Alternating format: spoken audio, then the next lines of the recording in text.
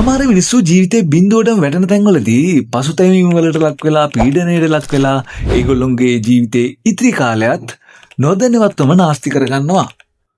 මොකද ඒගොල්ලෝ මෙන්න මේ ටෙක්නික්ස් ගැන දන්නේ නැති නිසා. ජීවිතේ ගොඩක් වැටෙන තැන්වලදී මේ දේවල් දැනගෙන හිටියොත් ඕගොල්ලොන්ටත් පුළුවන් නැවත නැගිටලා ජීවිතේ තිබ්බට වඩා ඉහළ මට්ටමකින් ඔසවා තබා ගන්න. මේක තවත් එක මොටිවේෂන් ස්පීච් එකක් කියලා නම් හිතන්න එපා. අපි මේ වීඩියෝ එකෙන් කතා කරන්නේ බිඳුවටම වැටුණු මිනිහෙක් ආයි දෙපයින් නැගිටින්න මනෝවිද්‍යාත්මක තාක්ෂණික ක්‍රමවේදය. කොටින්ම කිව්වොත් ජීවිතේ වැටෙන තැනකදී ලැබෙන මානසික පීඩනය අපේ පාලනයට අරගෙන ඒක කන්ට්‍රෝල් කරන හැටි ඔයාට මේ වීඩියෝෙන් දැනගන්න පුළුවන්. මේ ක්‍රමවේද නිකම්ම හිතලු නෙමෙයි. නැවත නැවත විද්‍යාත්මකව ඔප්පු කරන්න පුළුවන් වුණ ඉතා ගැඹුරු සංකල්පයක්. ජීවිතය කියන අමුතු චාරිකාව ඇතුලේ වැටෙන එක කියන්නේ සාමාන්‍ය දෙයක්.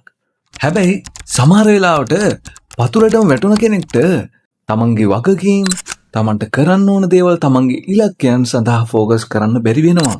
ඒව කරන්නේ කොහොමද? අඩුම ගානේ ඇඳෙන් නැගිට ගන්න තරම්වත් හිතෙන් ශක්තියක් නැති වෙන වෙලාවට. මේක බොහෝ දෙනෙක්ට තියෙන ප්‍රශ්නයක් වුණාට මේවා විසඳන්න පුළුවන් ක්‍රමවේද දැනටමත් හොයාගෙන තමයි තියෙන්නේ. ඕගොල්ලෝ අහලා ඇති සමහර ලෙඩ රෝග තියෙනවා. ඒවා හානි කරන්නේ ප්‍රතිශක්තිකරණ පද්ධතියට. එතකොට තවත් ලෙඩ රෝග බොහොමයකට මුහුණ පාන්න සිද්ධ වෙනවා ප්‍රතිශක්තිකරණය හීන වීම නිසා.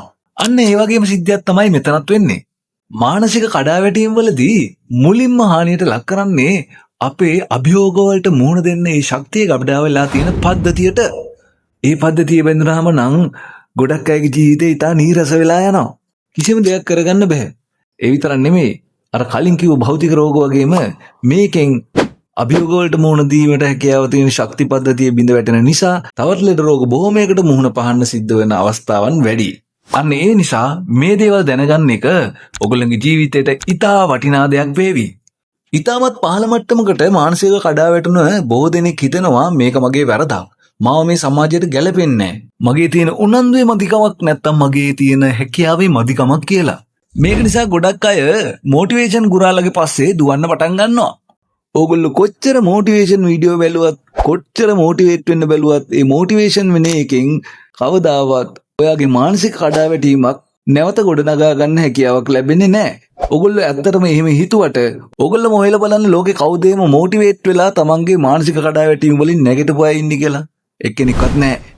මේ වගේ අවස්ථාවකදී මනස වැඩ කරන විදිහ හරියට දන්නේ නැති කෙනෙක් නම් දියසුලියකට අවුනා වගේ එන්න යටටම යනවා. එහෙම ගිහිල්ලා ඒගොල්ලොන්ගේ ජීවිත ඉතාමත් නීරස දුක්ඛදායක තත්වයකට ඇද දානවා. අන්න ඒ තත්වෙට එන්න කලින් ඔයා දැනගන්න ඕන ඒකෙන් මිදෙන්නේ කොහොමද කියලා. හරි. අපි යන් කතාවට. ලෝකේ හැමෝටම ප්‍රශ්න එනවා. ඒක නවත්තන්න කාටවත් බෑ. අපිට සාමාන්‍යයෙන් ප්‍රශ්නයක් ආවම අපි අර්බුදකාරී තත්වයකට ඇති වෙනවා. ඒක නිසා දුක, ශෝකය වගේ දෙයක් අපිට දැනෙනවා. ඒකින් අපිට පීඩනයක් ඇති වෙනවා. හැබැයි අපි නැවත සාමාන්‍ය මානසික ස්වභාවයට හිමින් පැමිණෙනවා. ඒ පැහැදිලි කරේ සාමාන්‍යයෙන් වෙන විදිය. නමුත් මොකක් හරි හේතුවක් නිසා දැන් සමාජයේ වැඩියෙන්ම දකින්න ලැබෙන්නේ ওই විදියට නෙමෙයි. අර වගේම ප්‍රශ්නයක් ඇවිල්ලා අර්බුදකාරී තත්වයක් ඇති වෙනවා. දුක, ශෝකය ඇති වෙනවා. ඊට පස්සේ පීඩනයක් ඇති වෙනවා. හැබැයි කලින් වගේ නෙමෙයි. දැන් පීඩණයෙන් යනවා සංකාවට. සංකාවෙන් පස්සේ මානසික අවපීඩන තත්වයකටපත් වෙනවා. ඊට පස්සේ විෂාදී වගේ තත්වයකටපත් වෙන්නත් පුළුවන්. ඊට පස්සේ මානසික ව්‍යාධි කියන තත්වයකටපත් වෙනවා.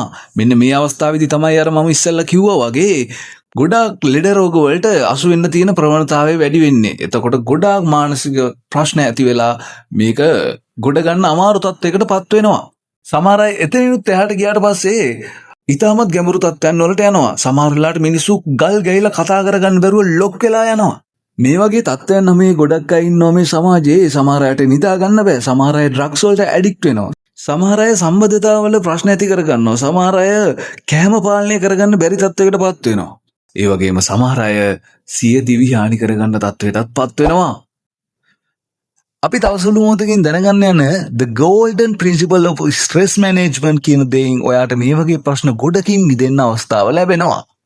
The golden principle of stress management. පළවෙනි දේ මේ ලෝකේ තියෙනවා නැඹුරුතා කියලා දෙයක්. මොකද්ද මේ නැඹුරුතා කියන්නේ? උදාහරණයක් විදිහට මෙහෙම ගමු. මේසයක් මත තියෙනවා භාගයක් හිස් භාගයක් වතුර පුරවපු කෝප්පයක්. ඒක දැකලා කෙනෙක්ට කියන්න පුළුවන් මේක වතුර භාගයක් තියෙන කෝප්පයක් කියලා. ඒ වගේම තව කෙනෙක්ට කියන්න පුළුවන් මේක භාගයක් හිස් කෝප්පයක් කියලා. දෙන්නම දැක්කේ එකම දේ.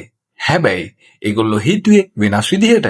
බාගෙට වහලා තියෙන දොරක් දැක්කොත් ඒක සමහර කෙනෙක්ට කියන්න පුළුවන් ඒක බාගෙට ඇරලා තියෙන දොරක් කියලා. මෙන්න මේ වගේ දේවල් තමයි නැඹුරුතා කියලා කියන්නේ. එකම විදිහට තියෙන දේවල් මිනිස්සු එක කියව ගන්න විදිය වෙනස් වෙනවා. මේ නැඹුරුතාවයන් කියන එක ඔයගේ තීරණ වලට බලපාන හැටි මම පහදලා දෙන්නම්. කවුරු හරි කෙනෙක් අසනීප වෙලා දොස්තර හම් වෙනකොට කියනවා දොස්තර මෙන්න මේ සත්කම කරොත් එහෙම ඔයාට 90%ක අවස්ථාවක් තියෙනවා ජීවත් වෙන්න කියලා. ඒ වගේම තවත් දොස්තර කෙනෙක් ඇවිල්ලා කියනවා ඒ සත්කම ගැනම හැබැයි මෙන්න මේ විදියට. මූණත් පොඩ්ඩක් අවුල් කරගෙන එයා මෙන්න මෙහෙම කියනවා. ඔයාට මේ සත්කම කරොත් 10%ක මැරෙන්න ප්‍රවණතාවයක් තියෙනවා කියලා. මේ වගේ වෙලාවකදී බොහෝ දෙනා තෝරගන්නේ පළවෙනි වෛද්‍යවරයාව. නමුත් දෙකේම තියෙන්නේ එකම රිස්ක් එකක්. මෙන්න මේ වගේ එක නැඹුරුතා එක්ක තමයි අපි හැමෝම ලෝකෙ දිහා බලන්නේ. ඉතින් ඔයාලට එතකොට තේරෙනවා ඇති නැඹුරුතා කියන එක කොච්චර වැදගත් දෙයක්ද කියලා. සාමාන්‍ය පුද්ගලෙක් සහ මොන හරි මානසික ප්‍රශ්නයකින් මානසිකව කඩා වැටෙන කෙනෙක් අතර ප්‍රධාන නැඹුරුතා තුනක වෙනසක් දකින්න පුළුවන්. ඔයාට මේ ටික හරියටම දැනගත්තාම ඔයාට කෙනෙක්ගේ හරි තමන්ගේ හරි මානසික අවපීඩනයක මානසික ප්‍රශ්නයක ඉන්නවා නම් ඒක කොයි ස්ටේජ් එකේද කොයි මට්ටමේද තියෙන්නේ කියලා දැනගන්න පුළුවන්. මේකේ පළවෙනි එක තමයි ඍණාත්මක නැඹුරුතාව. මේකට කියනවා නෙගටිව් බයස් කියලා. අපි ඍණාත්මක නැඹුරුතාවය කියන්නේ මොකක්ද කියලා හරියටම දැනගන්න කලින් මොකද්ද මේ ඍණාත්මක සිද්ධි සහ ධනාත්මක සිද්ධි කියන එක හරියටම දැනගෙන ඉමු. ඍණාත්මක සිද්ධියක් කියන්නේ ඉතින් ඔයා බලාගෙන ඉඳලා කෙල්ලකින් යාළු වෙන්න ඇව්වම බෑ කිව්වොත් ඒක ඍණාත්මක සිද්ධියක්. ඔයාට පඩි හම්බෙන්න තියෙන දවසට තව මොන හරි ප්‍රශ්නයක් ඇවිල්ලා පඩි දෙන්න බරක් වෙනවා කිව්වොත් ඒකත් ඍණාත්මක සිද්ධියක්. සජිත් ප්‍රේමදාස ජනාධිපති වුණොත් නැත්නම් ඔළුවට පොල් ගෙඩියක් වැටුණොත් වාගේ ලිංගේන්ද්‍රේ පණ නැති වුණොත් වගේ දේවල් ඍණාත්මක දේවල් විදිහට ගන්න පුළුවන්. ඔයාට ලොතරැයියක් ඇදුනොත් ඔයාට ප්‍රොමෝෂන් එකක් හම්බුනොත් නැත්නම් එහා ගෙදර ලස්සන කෙල්ලෙක් ඔයාට ඇහැක් ගැව්වොත් ඔන්න ඕව ධනාත්මක විදිහට ගන්න පුළුවන්. මේ දෙකට අමතරව උදාසීන සිද්ධි කියලා જાතියක් තියෙනවා. ඒ කියන්නේ ඔයා එදිනෙදා හම්බ වෙන කඩේ පහු කරගෙන යන එක, බාත්රූම් එකේ නානගම සින්දුවක් කියන එක වගේ දේවල් සාමාන්‍ය දේවල්. ඒවට අපි කියනවා උදාසීන සිද්ධි කියලා. සාමාන්‍යයෙන් මානසිකව කඩා වැටුණ කෙනෙක් මේ වගේ ධනාත්මක සිද්ධියක් වුණත්, ඍණාත්මක සිද්ධියක් වුණත්, උදාසීන සිද්ධියක් වුණත් ඒ හැම එකටම ඍණාත්මක ස්වභාවයක් ආරෝපණය කරන්න උත්සාහ කරනවා. උදාහරණයක් විදිහට කෙනෙක් වැඩ කරන තැන බොස් යාට කිව්වොත් ඔයා නියමයි, ඔයා දක්ෂයි, ඔයා නියමයට වැඩේ කරනවා කියලා මේ වගේ මානසිකව කඩා වැටිලා ඍණාත්මක නැඹුරුතාවයක් වැඩි කෙනෙක් නම් එයාට හිතෙන්න පුළුවන් මෙන්න මෙහෙම. අපිට ඉතින් ඉතුරු වෙන්නේ ප්‍රශංසාව විතරයි. ඔක්කොම දේවල් ටික ඒගොල්ලොන්ට තමයි. මේකේ ලාභයයි, මේකේ තනතුරුයි ඔක්කොම තියෙන්නේ ඒගොල්ලොන්ට තමයි. අපි මෙතන මෙරීගෙන වැඩ කරනවා. මේ වගේ දේවල් ඒ වගේ කෙනෙක්ට හිතන්න පුළුවන් ඉතලේසි. මේ ආකාරයේ සිතුවිලි ධාරාවන් කාලයක් තිස්සේ තියෙනකොට ඊළඟ මට්ටමට මේක යනවා. ඒකට කියනවා කැටස්ට්‍රොෆික් තින්කින් කියලා. මෙන්න මේ තත්වයට ආවම ඉතා පොඩි දේවල් ලොකු ප්‍රශ්න කරගන්න උත්සාහ කරන ගතිය වැඩි වෙනවා. උදාහරණයක් විදිහට දෙන්නෙක් කතා කරනකොට එතනට ඔයා යන වෙලාවෙම ඒගොල්ලෝගේ කතාව හිමින් ඉවර වෙනවා. ඔයා හිතනවා ඔයා ආපු නිසා තමයි මේ කතාව ඉවර කරේ කියලා. ඊට පස්සේ කලින් සිච්ච සිදුවීම් ගලපගෙන මේගොල්ලෝ ඉස්සරත් මට මේ වගේ දේවල් කරලා තියෙනවා. මේගොල්ලෝ මට කැමති නෑ කියලා හිතලා නැති ප්‍රශ්නයක් ඇති කරගන්නවා. සමහර විට මට මේගොල්ලෝ ආස නැතුව ඇති. ඒ නිසා මම මේගොල්ලොත් එක්ක යන්න හොඳ නෑ. ඇයි මටම මෙහෙම වෙන්නේ වගේ දේවල් මේ වගේ කෙනෙක්ට හිතෙන්න පුළුවන්. ඍණාත්මක නැඹුරුතාවයේදී අපි ලෝකෙ දකින විදිහට බලපෑම් සිද්ධ වුණාට කැටස්ට්‍රොෆයිසින් කියන මට්ටමේදී නම් පහරව දෙන්නේ තමන්ගේ ආත්මාභිමානයට. මේකෙනුත් පහු වෙලා ඊළඟට යනවා තුන්වෙනි මට්ටමට. ඒකට කියන්නේ සිලෙක්ටිව් ඇබ්ස්ට්‍රැක්ෂන් කියලා. ඒක තේරෙන විදිහට මම මෙහෙම පැහැදිලි කරන්නම්. අපි පුංචි කාලේ තිත් යා කරලා එක එක හැඩතල හදනවා මතක ඇති. හැබැයි මෙතනදී වෙන්නේ අපිට ඕන හැඩතලයක් අපි ඇඳගෙන අර තිත් ඒකට සම්බන්ධ කරගෙන යා කරගන්න උත්සාහ කරනවා. අපි තවත් උදාහරණයක් ගමු. තමන්ගේ පෙම්වතාට හෝ පෙම්වතියට කෝල් එකක් අරගන්නකොට ඒක මිස් වෙන්න පුළුවන්. මේ මානසික මට්ටමේ ඉන්න ගොඩක් අය මේ අවස්ථාවේදී එයාට ඕන කතාව හිතෙන් හදා ගන්නවා. එයා හිතනවා කලින් වෙච්ච සමහර යම් සිද්ධි මේකට සම්බන්ධයි. ඒ නිසා මෙයා මෙන්න මේ හේතුව නිසා තමයි මේක කරන්න ඇත්තේ කියලා. ඒ වගේම එයාත් එක්ක තිබ්බ හොඳ කාලය, සතුටින් හිටපු කාලය සහ එයාගේ ගුණාංග සියල්ලම අමතක කළා. එයාගේ කතාවට අදාළ දේවල් විතරක් තීරණ සඳහා භාවිතා කරනවා. මේ මට්ටමත් පහු කරන ගොඩාක් අයට අත්විඳින්න වෙන්නේ ඍණාත්මක ස්ව ආකල්පය කියන තත්වය. ලෝකයේ තියෙන විදිහටම තියෙද්දි මේ වගේ කෙනෙක් ලෝකය ගැන දකින විදිහේ ගොඩාක් ඍණාත්මක භාවයක් පෙන්눔 කරනවා. මේ වගේ තත්වයටපත් වුණාම ගොඩක් අයට ජීවිතේ කිසිම රසයක් නැති වෙනවා. මේකෙන් ගැලවෙන්නේ කොහොමද? අපි මේක විස්තර කරන්න මෙන්න මේ වගුව භාවිතා කරමු. දවසේ සිදුවෙන්න පුළුවන් සිද්ධීන් ටිකක් අපි අරගමු. ඒකට සාමාන්‍ය කෙනෙක් සහ මනසින් බිඳුණු කෙනෙක් කොහොමද මුහුණ දෙන්නේ, කොහොමද ඒක ජීවිතයට අරගන්නේ කියලා අපි හොයලා බලමු. අපි කලින් අරගත්ත සිද්ධියම ගත්තොත් ඔයාගේ වැඩ කරන තැන බොස් ඔයාට හොඳක් කිව්වහම ඒක ඇත්තටම ධනාත්මක දෙයක්. අපි ඒකට ධන 100ක් තියමු. තව අවස්ථාවක් ගමු. ඒක උදාසීන සිද්ධියක්. ඒ කියන්නේ ඔයා කොහේ හරි යන්න ගිහිල්ලා ඔයාට බස් එක පරක් වුණා වගේ දෙයක්. ඒක සාමාන්‍යයෙන් වෙන්න පුළුවන් දෙයක් නිසා ඒකට බිඳුවක අගයක් දෙමු. ඊළඟට පෙම්වතා පෙම්වතිය හෝ සහකරුවා එක්ක ප්‍රශ්නයක් ඇති වුණොත් ඒ වෙන සිද්ධියට අපි ඍණ 100ක අගයක් දෙමු. දැන් අපි බලමු සාමාන්‍ය කෙනෙක් මේවට අනුව කොච්චර අගයක් එයා දාගන්නවද කියලා. පළවෙනි සිද්ධිය අනුව ගත්තොත් බොස් හොඳයි කියලා කිව්වට පස්සේ එයා ඒ ධන 100 ධන 70ක පරම ප්‍රමාණයට එයාගේ මනසේ ගබඩා කරගන්නවා. ඒ කියන්නේ තියෙන ධනාත්මක ප්‍රමාණයට වඩා පොඩ්ඩක් අඩුවෙන් තමයි එයා ගබඩා කරගන්නේ.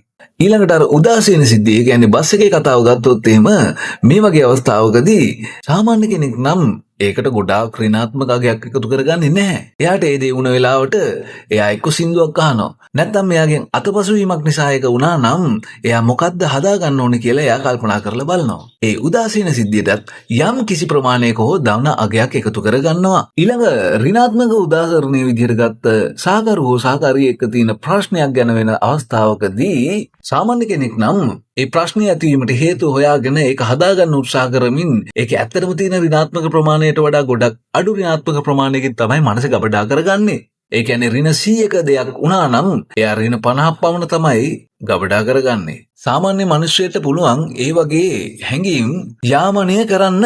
ධන තැනකදී උපරිම උඩ පයින්නෙත් නැහැ. ඍණ තැනකදී කඩාගෙන වැටෙන්නෙත් නැහැ.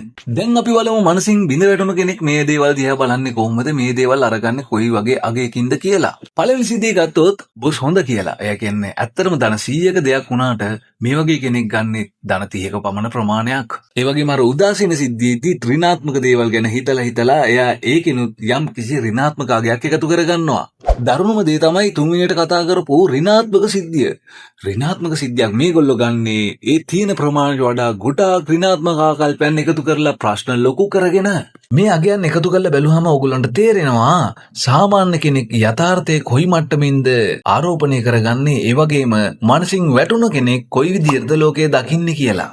අපි කතා කරපු උදාහරණ තුනේ අගය එකතු කරාම එන්නේ උදාසීන දවසක් වුණාට සාමාන්‍ය කෙනෙක් ධනාත්මක ස්වභාවයක් ඒකට එකතු කරගන්නවා. මනසින් කඩා වැටුණු කෙනෙක් ඒකට බොහෝ ඍණාත්මක ප්‍රමාණයක් එකතු කරගන්නවා. මෙන්න මේකයි වැදගත්ම තැන. කවුරු හරි කෙනෙක් දවසේ සිද්ධ වෙන ඍණාත්මක දේවල්, ධනාත්මක දේවල්, උදාසීන දේවල් යන තුනම ඍණාත්මක නැඹුරුතාවෙන් දකින්න ගියාම එයාගේ දවස ඊටාම නීරස වෙලා එයාට දැනෙනවා. එයාගේ ජීවිතය ඊටාම දුක්ඛිත තත්වයකටපත් වෙනවා. එම තත්වයටපත් වුණාම ගොඩක් අය ජීවිතේ පසුබහින්න උත්සාහ කරනවා. මේ අතහැරීම නිසාම ඒගොල්ලොන්ගේ ජීවිතේදී ළඟට වර්ධකාරී හැඟීමක්, අසරණ බවක් සහ තරහක් ඇති වෙනවා. මේ වර්ධකාරී හැඟීම සහ අසරණ බව නැවතත් මානසික බිඳවැටීමට පත් කරනවා. මෙන්න මේ සර්කල් එක නැවත නැවත කැරකෙමින් යනවා. මේකට තමයි vicious circle of depression කියලා කියන්නේ. මේ චක්‍රේ කැරකිලා දියසුලියකට අහු වුණා වගේ ජීවිතේ යටටම ඇදගෙන යනවා. ඇත්තටම මේකෙන් ගැලවෙන්නේ කොහොමද?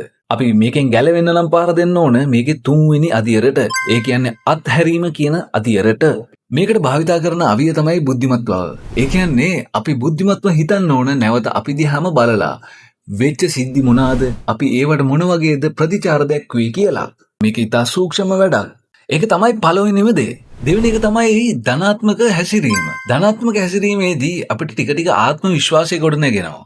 විශ්වාසය ගොඩනැගුණාට පස්සේ අපේ මානසික පිබිදීමක් ඇති වෙනවා. ඒ මානසික පිබිදීම ඔයාගේ ජීවිතය රසවත් කරලා තවත් ප්‍රබෝධයටපත් කරනවා. ඒ ප්‍රබෝධය නිසා ඔයා නැවතත් ධනාත්මක ක්‍රියාකාරකම් කරනවා. අපි කලින් තිබ්බ අසාර්ථක චක්‍රයෙන් ගැලවිලා අපි ඉතා සාර්ථක ස්වර්ණමය චක්‍රයකට ඇතුළත් වෙනවා. මේක ඇත්තටම මෙහෙම කිව්වට ප්‍රායෝගික භාවිතා කරන හැටි ඔයගොල්ලන්ට තේරෙන්නේ නැතුව ඇතිනේ. මේක කරන්නේ මෙහෙමයි. කොල කැල්ලක් අරගෙන ඔයා දවසට වෙච්ච සිද්ධි වලින් ඔයා ස්තුතිවන්ත වෙන සිද්ධි ඒක ලියන්න ඕනේ. ඒ වගේම ඔයාට දවසේ දැනුණු විදිහ ලියන්න ඕන. ඒ වගේම ඔයාට සිද්ධ වෙච්ච හොඳ දේවල් ලියන්න ඕන. ඒ වගේම ඔයාට සිද්ධ වෙච්ච නරක දේවල් ලියන්න. මේක නිකම්ම හිතලුවන්නන් නෙමෙයි. මේක විද්‍යාත්මක ක්‍රමවේදයක්. මේ විදිහට ලියන එකෙන් ඔයාගේ දවසේ වෙච්ච දේවල් ගැන ඔයා හොඳින් හිතන්න පෙළඹ වෙනවා.